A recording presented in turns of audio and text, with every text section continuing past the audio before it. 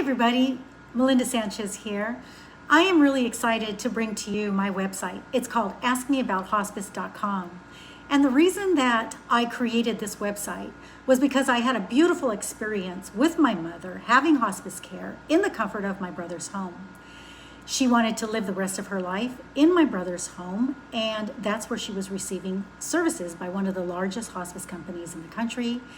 And she was supported by her sons, her daughters, her grandchildren, her great-grandchildren, and her great-great-grandchildren.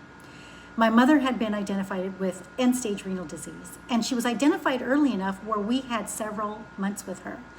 So instead of a patient going 911 and passing away in the hospital, we were really grateful that my mother was identified early enough.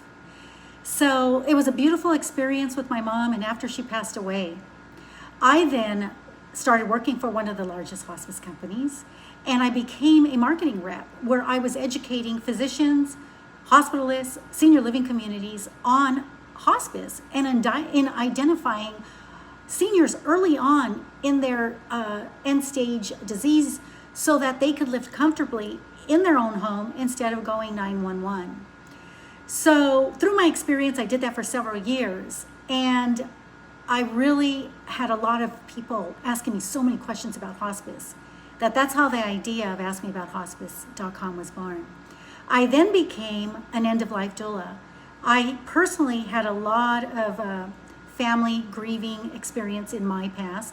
I had lost 2 brothers, a sister, my mother, my father, my 2 nephews, and I knew what it was like to be really supported by family members. And so I wanted to be that person that supported other families that were grieving in the times of end of life. So I certified myself as an end-of-life doula. You can call me for any type of support in your home. And so I created this website because of the fact that I had been getting so many hospice questions, and I really wanted to talk about my own personal experience and correct any myths that were out there about hospice.